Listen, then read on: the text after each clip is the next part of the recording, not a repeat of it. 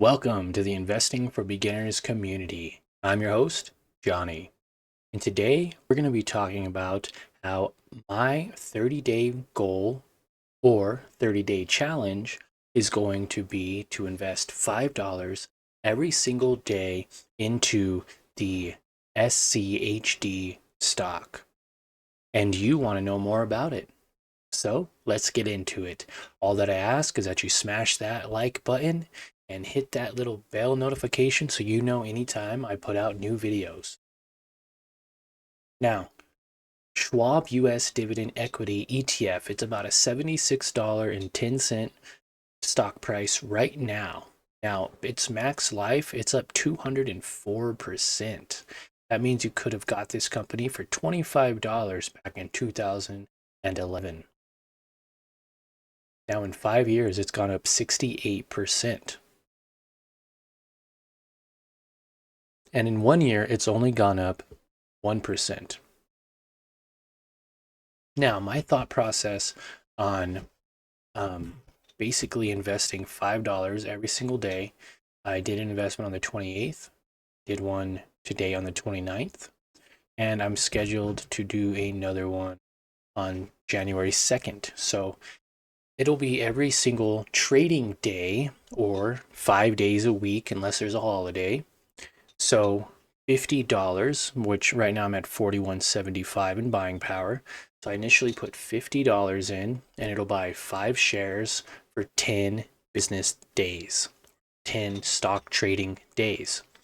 At that point, I'll have $50 into the Schwab US Dividend Equity. And we'll get in more into why I picked this one specifically.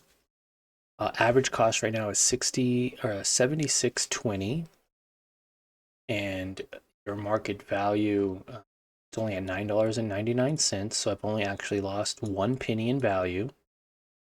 And this is the thought process here, right? If I were to spend all $50 today, then I would actually be down what they are down. They're down about 18 cents on their stock.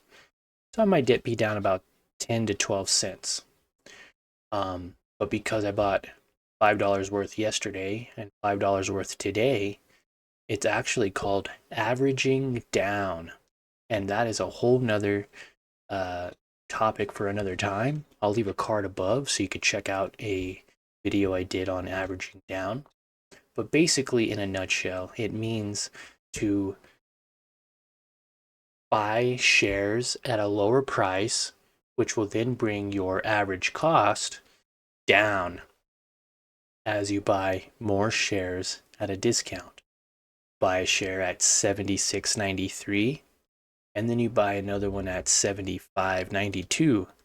That's a $1 difference you buy here, and it doesn't, it brings your average down. So when the stock goes up, and you're down here at the 75, when you get back up to 76, you're actually gaining about 1 or 2%.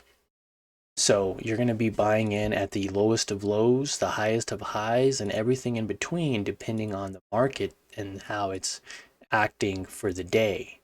So like every single day here, you would buy, let's say for a month example, even though it's down at 73, you'd buy on December 13th, buy on the 14th, buy on the 15th, buy on the 18th. You're just going to keep buying. Now, what's going to happen is you're going to average down, but you're also going to go up with the stock price as it fluctuates up and down. Now, as you can see here, my first share at 76.39. So I bought this at 76.39. I bought another one at 76.01. So because I bought $5 today or yesterday and $5 today, I actually got a 20 or 38 cents value on the stock basically from yesterday. And if I would have used, say, all the money yesterday, then I would have actually been down. So it's actually a really cool strategy. If you guys want to join me on this challenge, this 30-day challenge, go for it. $50 would be 2 weeks, or technically 10 trading days.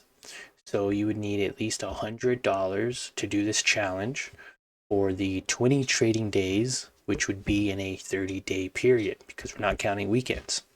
And we're going to see in January 28th, because we're going to give it the 30 days, right?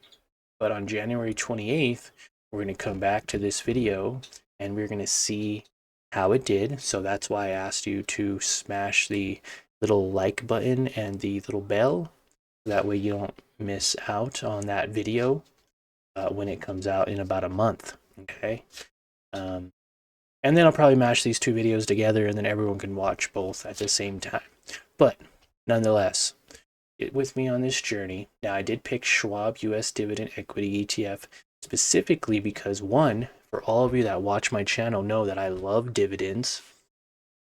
And REITs. If you don't know what a REIT is, it's a real estate investment trust. And I'll link a card up above as well so you can check out those. REITs are cool because they have to pay out 90% of their income to shareholders like you and me in the form of dividends. So that is something that's really cool. Many REITs out there that you may already are invested in or may have already heard of, such as O, Realty, Main, Stag. Man, there's just a huge list of REITs out there. So dividend equity ETF, I picked this because it is tracking a market cap weighted index of 100 dividend paying US equities. Now right now it's saying it has 104 holdings.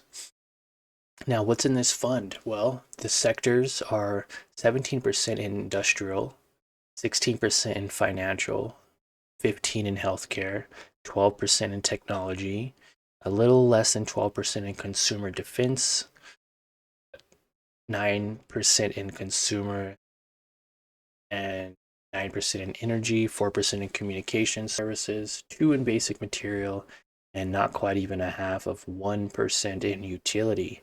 Now, what makes up the most of this? Well, the top 10 holdings, or 40% of the total assets in SCHD, are right here.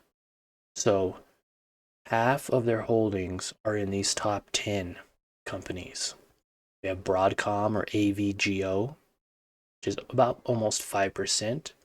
Home Depot, AbbVie, Texas Instrument, Amgen, Merrick, Chevron, Cisco Systems, PepsiCo, and Coca-Cola. So what does that tell me? Well, these are some older companies that have been around for a long time. Texas Instruments, AbbVie, Home Depot, those are really solid companies that you can count on. Again, same with Amgen, Merrick, Chevron, great companies, Pepsi and Coca-Cola. I mean, they are dominating the beverage market right now. So, I mean, why not invest in both, right? One tanks, you have the other to offset. If one goes bad or has a shortage or some kind of weird thing happens, you have the other one to offset it, which is awesome, right? So the key statistics here, they have 52.15 billion alumni. Their PE ratio is a 16, just fantastic.